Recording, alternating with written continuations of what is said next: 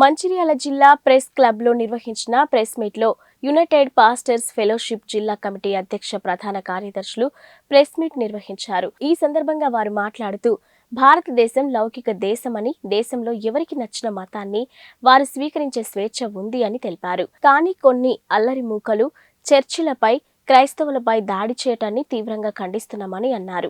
దాడికి పాల్పడిన దుండగులపై వెంటనే కఠిన చర్యలు తీసుకోవాలని డిమాండ్ చేశారు. లేని పక్షంలో మంచిర్యాల జిల్లా యునైటెడ్ పాస్టర్స్ ఫెలోషిప్ జిల్లా కమిటీ ఆధ్వర్యంలో తదుపరి కార్యాచరణ ఏర్పాటు చేసుకుంటామని తెలియజేశారు. ప్రశాంతంగా ఉన్న జన్వాడ అనే గ్రామంలో కొన్ని అల్లరి మూకలు చర్చిపై దాడి జరిపి చర్చికి చెందిన విశ్వాసులపై దౌర్జన్యంగా దాడి చేయడం దారుణమని అన్నారు.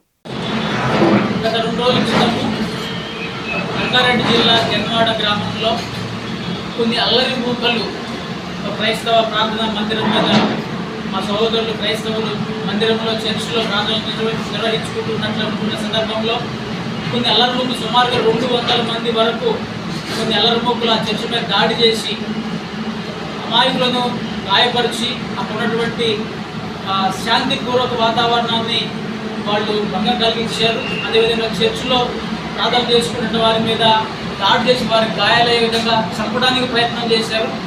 సో ఈ యొక్క సంఘటనని మంచిర్యాల జిల్లా యునైటెడ్ పాస్టర్స్ ఫెలోషిప్ అసోసియేషన్ తరఫున తీవ్రంగా ఖండిస్తున్నామని చెప్పేసి ఈ సందర్భంగా తెలియజేస్తున్నాం.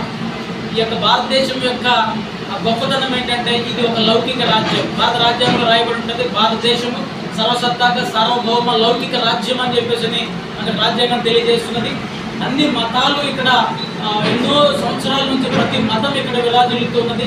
కానీ కొన్ని అల్లరి మూకలు ఈ యొక్క గడిచిన కొంతకాలం నుంచి విపరీతంగా అల్లరి మూకలు తయారైపోయి కొన్ని మత మందిరాల మీద కొంతమంది క్రైస్తవుల మీద దాడులు చేస్తూ వారు పబ్బం గడుపుకుంటున్నారు, పైశాచిక ఆనందాన్ని పొందుతున్నారు. దీన్ని తీవ్రంగా ఖండిస్తూ ఉన్నాం.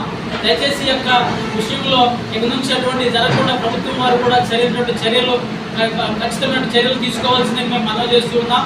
ముఖ్యంగా ఎక్కడైనా సరే క్రైస్తవ మందిరాల మీద ఇప్పుడు దాడులు జరగకుండా ప్రభుత్వము కట్టుదిట్టమైనటువంటి చర్యలు తీసుకోవాల్సిందిగా మేము మనవి చేస్తున్నాం. అంతే మాత్రమే కాదు, అక్కడ ఉన్నటువంటి క్రైస్తవులకు మా జిల్లా నుంచి సంఘీభావం తెలియజేస్తూ ఉన్నాం. అదేవిధంగా వారి కొరకు మేము ప్రార్థన చేస్తూ ఉన్నాం. ముఖ్యంగా గమనించాల్సిన విషయం ఏంటంటే క్రైస్తవుల్ని అణిచివేయాలని చెప్పేసి అనుకుంటే అది సాధ్యపడేటువంటిది కాదు. మొదటి శతాబ్దం నుంచి కూడా ఎంతోమంది ప్రయత్నం చేశారు, కానీ అది విస్తరిస్తూనే ఉన్నది. కనుక క్రైస్తవుల జోలికి ఎవరో రావద్దని చెప్పేసి హెచ్చరిస్తూ ఉన్నాం. ఇక ముందు ఇటువంటి దాడులు జరిగితే ఊరుకునేది లేదు. మేము కూడా తిరిగి మా యొక్క సత్తా ఏంటిదో తెలియజేస్తామని చెప్పేసి నేను మీకు ఈ సందర్భంగా ఈ ప్రెస్ మీట్ సందర్భంగా తెలియజేస్తున్నాం. కనుక దయచేసి శాంతిపూర్వకంగా అందరము కొనసాగుదాం. ఈ యొక్క దేశంలో అనేకమైన మతాలు ఉన్నాయి. మన మతాన్ని మనం అవలంబిద్దాం, వేరే మతాన్ని గౌరవిద్దాం. కనుక పరమతం మీద ద్వేషము, ఆ భావము, ఆ ద్వేషము, ఆ యొక్క కక్ష అనేటువంటి వాతావరణాన్ని వదిలిపెట్టాలని చెప్పేసి మనం చేస్తున్నాం. రోడ్డు వేసే బాధ్యత గ్రామ పంచాయతీది, అదేవిధంగా మండలము వారు తీసుకుంటారు. కనుక ఆ యొక్క గ్రామ పంచాయతీలు మీరు ఏమన్నా సమస్య ఉంటే గ్రామ పంచాయతీ అధికారులకు తెలియజేసుకోవాలి. కానీ కేవలం ఒక ప్రార్థనా మందిరాన్ని లక్ష్యంగా చేసుకుని ఇటువంటి దాడులు చేయడం సరైనది కాదని చెప్పేసి తెలియజేస్తున్నాను. అదేవిధంగా వారిని హెచ్చరిస్తూ ఉన్నాం. ఇంకోసారి ఇటువంటి సంఘటనలు జరగకుండా ప్రభుత్వం కూడా కఠినమైన చర్యలు తీసుకోవాల్సింది మనం చేస్తున్నాం.